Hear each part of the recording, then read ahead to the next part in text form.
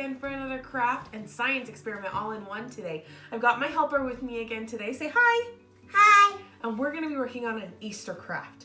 We know a lot of people don't get to go do the fun Easter egg hunts this time of year. We at the library don't get to do ours. So we thought we'd do something so you can do a fun little Easter egg hunt at your house.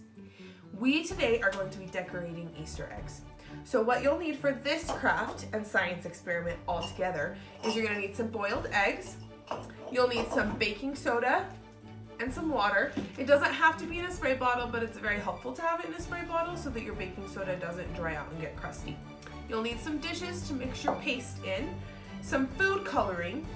You'll want some pipettes or syringes. You can also use a teaspoon or a tablespoon if you don't have something like this around your house. Diaper wipes are very helpful for cleanup. And we have an aluminum tin that we can do our craft in to contain the mess. You can use newspaper on the table, plastic tablecloths, paper bowls, paper plates, just something so that you don't get food coloring all over. And then we have Miss Ellie in an apron here. You can use an apron, you can use clothes you don't care about getting stained. If you don't have those, a garbage sack with holes cut out for the arms and the neck is really helpful. But we are using food coloring today, so it will get all over clothes and or hands, and it will stain clothes if it gets on the clothes. So you want to be prepared for that. What we're doing today is we're going to paint our Easter eggs with this paste we've made. This paste is made up of baking soda and water. You can start. And you'll mix about a tablespoon or a tablespoon and a half of baking soda with a teaspoon and a half or so of water. This is not exact measurements, you'll have to do a little guessing. What you want is you want a paste that they can get on a paintbrush and paint, but it's not too chunky and it's not runny. If it's too runny, it's got too much water, you're not gonna see your chemical reaction.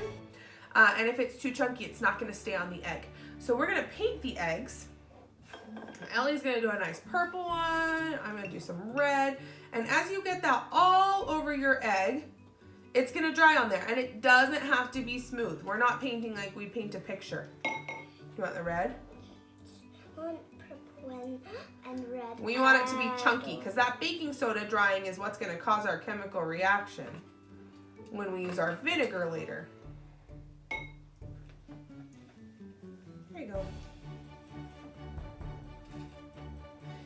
If you at any time have a problem with your baking soda drying out, because if it's out for too long, it will get crusty and start to dry out, so it won't go on a paintbrush.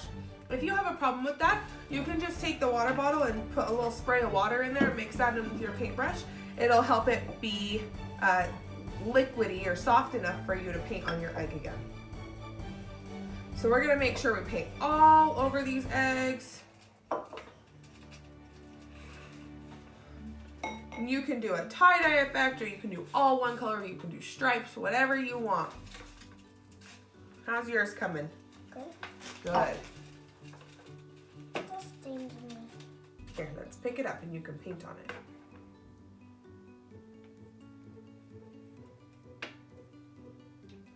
Good job. I want to paint on the colors that I painted. All right. So we've got those eggs all covered. Now that our eggs are all covered in our baking soda paste, this is where the diaper wipes come in handy. We can use our vinegar and watch our chemical reaction happen. All right, once your egg is all painted with your baking soda paste, you can take food coloring and put just a couple drops on there. That will help it be more colorful in those areas. All right. Now, we have a mug, and I forgot to mention this at the beginning, you will need vinegar. We have a mug full of just white distilled vinegar, and we're gonna use this to watch our chemical reaction between the baking soda and vinegar happen.